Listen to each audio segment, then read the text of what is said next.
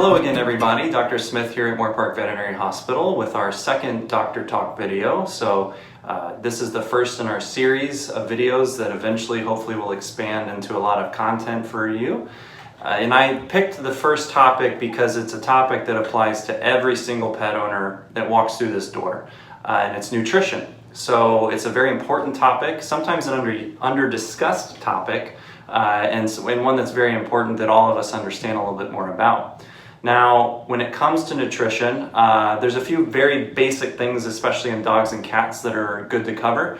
They are domestic animals, so that means they are not the wolf in the wild. They're not the lynx you see jumping around in the forest like you can find in some commercials, which means that they do have their own dietary requirements. Dogs are what are called omnivores and cats are carnivores.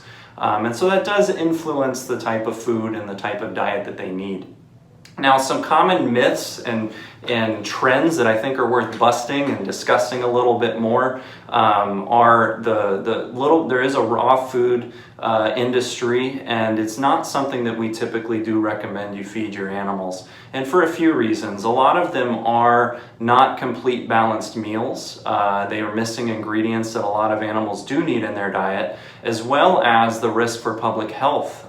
There's been numerous studies showing that owners are getting sick from the meat because they're not properly sterilized, and they can get things like salmonella from the raw food.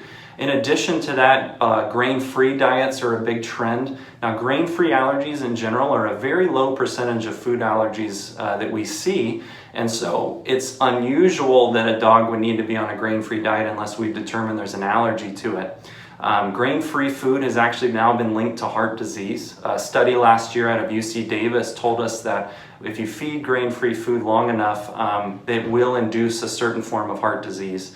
And in certain foods, that's been shown to be higher as well. So it's something that we take very seriously and talk to a lot of people about, that if your dog doesn't need to be on a grain-free food, we do recommend transitioning off of one. Other ingredients on the list, you may look at the back of your food and say, what is a byproduct, for instance, which is a common misnomer that byproduct means there's garbage in there. Byproduct simply means that it's something that does not go into the human food chain. And so that could be, in some cases, very nutritious organ meat that they would normally be eating if a cat was ingesting a mouse or something like that, that we just don't want to eat in our food, but would be very nutritious in their food. And so that is another important thing to discuss and talk about, in what different terms in the ingredients list means, like byproduct or chicken meal or things like that. So we encourage you to ask your veterinarian on those things as well. Prescription diets are an important part of our nutrition. There are often cases where we may recommend a particular diet for your pet, and there is usually a very specific reason to feed them this special food. There's a lot of people who have special ways to formulate and mix up their diets, special regimens and ways to feed their pets at home. We have a lot of staff members here who do that in special ways for their animals. But there's usually very important reasons we discuss that and recommend a particular prescription food. And those really should only be fed when given a prescription for those diets. Treats, table scraps, human food, they're all huge calorie burdens for pets. Really should be no more than 10% as a total of the daily calorie intake for your animal. And if you're interested in knowing what the calorie intake should be, you can always give us a call, and there's a calculation we can do for that.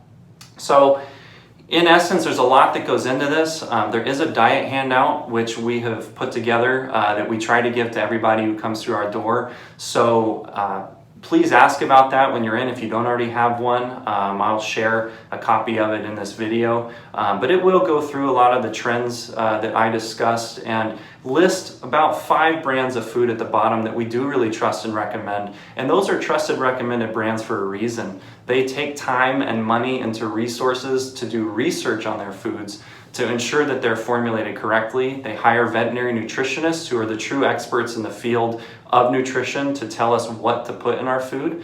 And so they're not just great marketing schemes, they're actually making food the right way and the way our pets should have it. So that's just a brief summary on some things on nutrition. Please comment on the video if you have any additional questions, or just come talk to us or give us a call. We'd be happy to answer those for you. So stay safe out there as we're still all staying home and dealing with the COVID-19 situation, but feel free to give us a call anytime. We're always here for you. Thanks.